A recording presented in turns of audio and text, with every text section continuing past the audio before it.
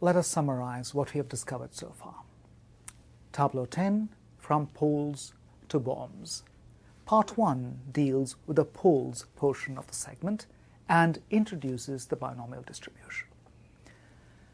The basic element, the building block of our entire excursus was a formal model for the toss of a coin.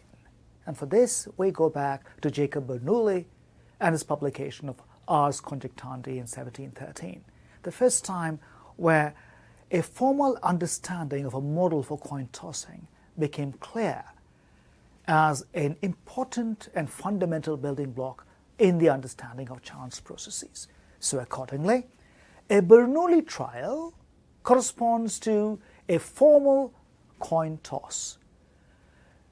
The abstract outcome, let's say x, is a number, 0 or 1, 1 connoting a head or a success, 0 a failure or a tail.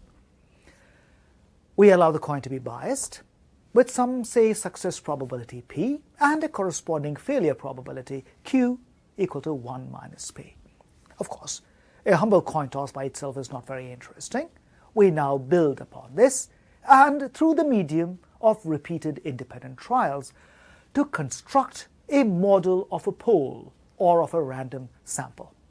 So, accordingly, suppose x1, x2, x3 through xn constitute repeated Bernoulli trials, repeated independent trials corresponding to the tosses of a coin whose success probability is p.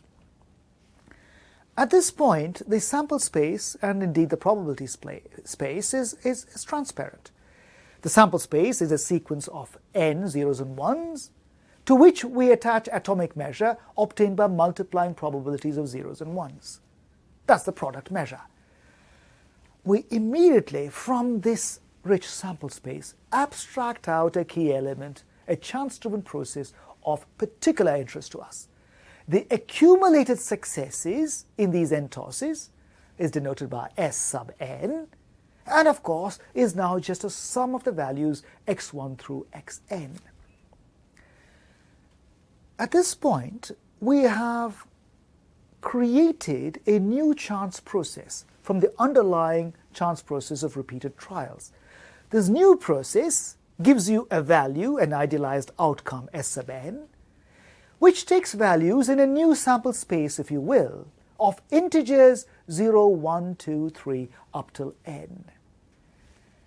Now, naturally enough, we are interested in what is the probability measure that is inherited by this new chance variable, the accumulated successes. And this, indeed, is exactly the binomial distribution with two parameters, a number of trials n and the success probability p. With those held fixed, the number of successes ranges over a sample space from 0 through n, with corresponding atomic mass probabilities. The atomic mass function is given by exactly the binomial distribution. And our explorations show us that we understand now what the distribution looks like. It's got a unimodal character. It increases to a maximum value in the vicinity of n times p. It has a center of mass, an expectation which is exactly n times p, and it has a variance, an expected squared deviation from the center, which is exactly n times p times q, or equivalently, a standard deviation sigma, which is a square root of npq. In other words, as n increases, the expected center moves proportional to n, but the expected spread moves only proportional to the square root of n around the center. You get increasing concentration around the center.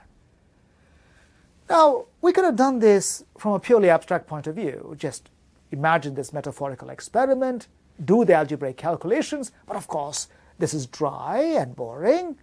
What makes us come alive is the rich panoply of applications of this beautiful, simple underlying model.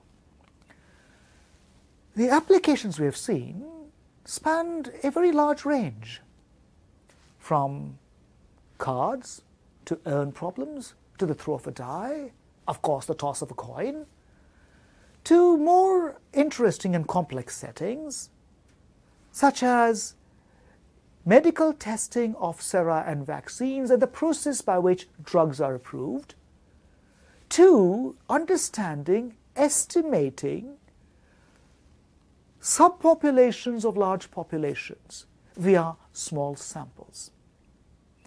We are now in the province of statistical testing, and in this province we now have this rich panoply of applications. Who would have thought that the humble coin toss had this richness within it? Only experience will convince a student that the simple coin toss carries within it an inexhaustible source of inspiration. And these applications are a small shop window of some of the consequences and directions that one can go into when one explores coin tossing. For our purposes now, what we've done is obtained a distributional form for an accumulated number of successes and found its applicability in a wide range of applications.